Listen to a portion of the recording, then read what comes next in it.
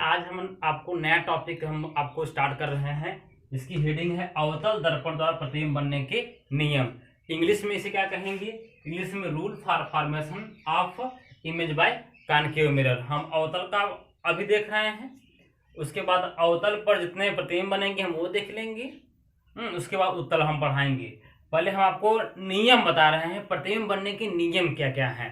4 नियम है, उन्हें हम समझते हैं आराम से। पहला, आपको हम पिछले क्लास में पिछली वीडियो में आपको सिखाए थे कि अवतल दर्पण क्या है और उत्तल दर्पण क्या है। हमने चीजें सिखा दिया था, बता दिया था। आप पिछला वीडियो देखेंगे तो आपको समझ में आ जाएगा। मुख्य अक्ष क्या है, फोकस क्या है, ध्रुव क्या है, इन सभी की परिभाषा हमने पिछले क्लास में आपको बताया है। अगर आप नहीं देखे हैं तो उसे आप देख लीजिएगा। ये आपका मुख्य अक्ष।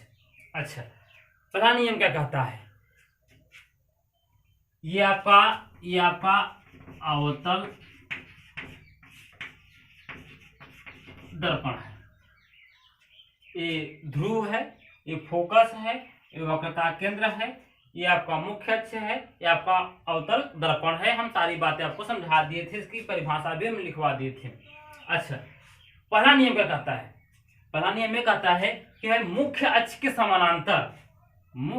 समानांतर जाने वाली प्रकाश की किरण, मुख्य अक्ष के समानांतर जाने वाली प्रकाश की किरण अवतल दर्पण के परावर्तन के पश्चात फोकस से होकर जाती है। पहला नियम बहुत आप आराम से लिखिएगा इसके बारे में। मुख्य अक्ष के समानांतर जाने वाली प्रकाश की किरण अवतल दर्पण के परावर्तन के पश्चात फोकस से होकर जाती है। ये पहला नियम है, ये पहला पास्टुलेट है। मैं आपको बारी बारी समझाऊंगा, आपको समझाने का हम प्रयास करेंगे। मुख्य अक्ष हो गया, इसके समानांतर, मुख्य अक्ष के समानांतर जाने वाली प्रकाश की किरण अवतल दर्पण के परावर्तन के पश्चात फोकस कन्फर्म है, ये फिक्स्ड है कि फोकस से होकर ही जाएगी, चाहे वो मुख्य अक्ष के पास हो चाहे वो दूर हो। ये पहला नियम है आपका है, हम इसे मिटा रहे हैं। आप लोग वीडियो को पास करके बना लीजिएगा। ये पहला नियम है। अच्छा, दूसरा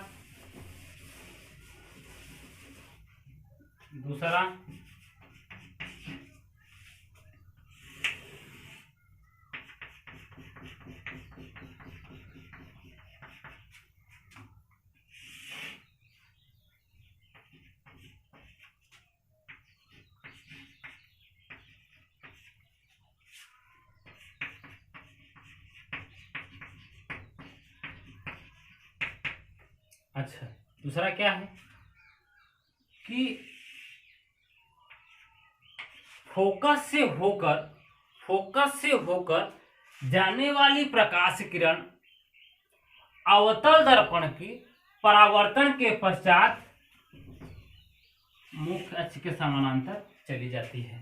ध्यान है ना, तो समझने का प्रयास करिएगा आप लोग कि फोकस से होकर जाने वाली प्रकाश किरण अवतल दर्पण के परावर्तन के पश्चात मुख्य अक्ष के समानांतर चली जाती है।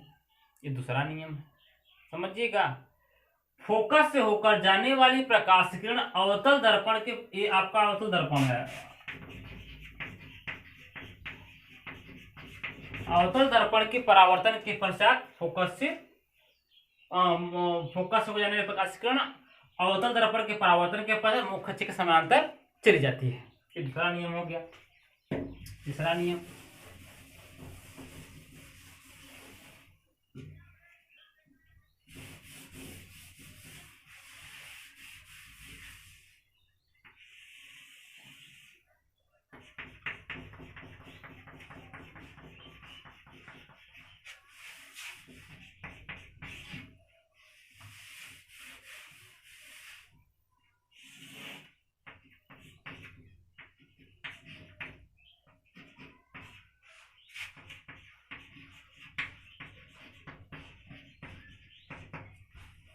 तीसरा नियम क्या है वो देखो।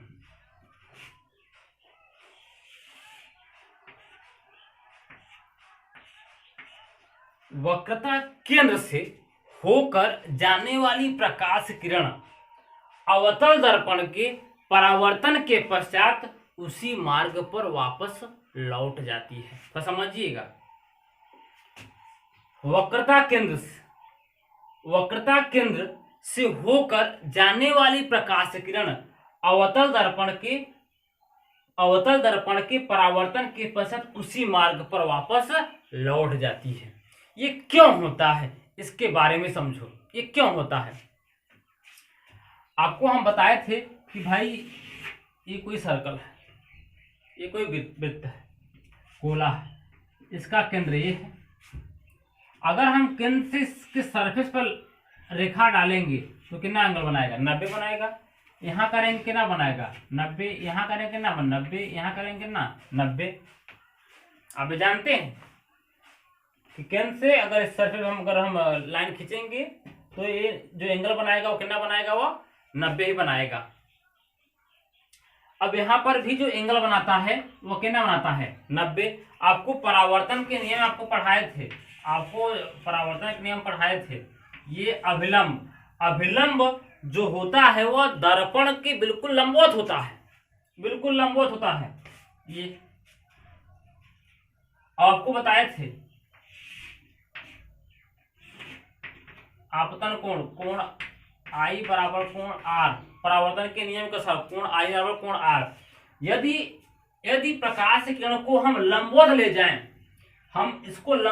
जाएं, तो ये एंगल आपका I है, ये आपका R है, तो I बराबर क्या, 0। I बराबर 0, तो R बराबर क्या होगा आपका, 0 होता है।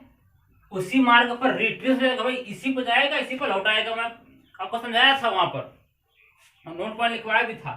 तो यहाँ पर होता क्या है कि बिल्कुल जो लाइट से जाती है वो अभिलंबवत जाती है, जिसके कारण I आपका 0 और R भी आपका क्या, 0। इसका मतलब उसी मार्ग पर वापस लौट आएगी, रिट्रेस हो जाएगा। इसके बारे में हमने समझाया है, डिटेल्स वर्णन किए हैं। प्रकाश का परावर्तन आप जाके देखेंगे, नियम हम पढ़ाए हैं, वहां पर देखेंगे। हमने इसको एक नोट पॉइंट भी लिखवाया है आपको, आप देखेंगे समझ में आ जाएगा। तो होता क्या है कि जब कोई लाइट रे वक्रता केंद्र से होकर जाएगी तो इस दर्पण पर वो लंबवत पड़ती है, जिसके कारण कोण I और कोण R आपका क्या होता है, 0 हो जाता है, रिट्रेस हो जाता है। चाहे हम ऐसे ले जाएं, चाहे हम ऐसे ले जाएं, वो आपका वही बनेगा। तो यदि कोई प्रकाश किरण वक्रता केंद्र से होकर जाती है तो अवतल दर्पण के परावर्तन के पश्चात उसी मार्ग पर वापस लौट जाती है, रिट्रेस हो जाता है। ये तीसरा नियम हो गया। चौथा,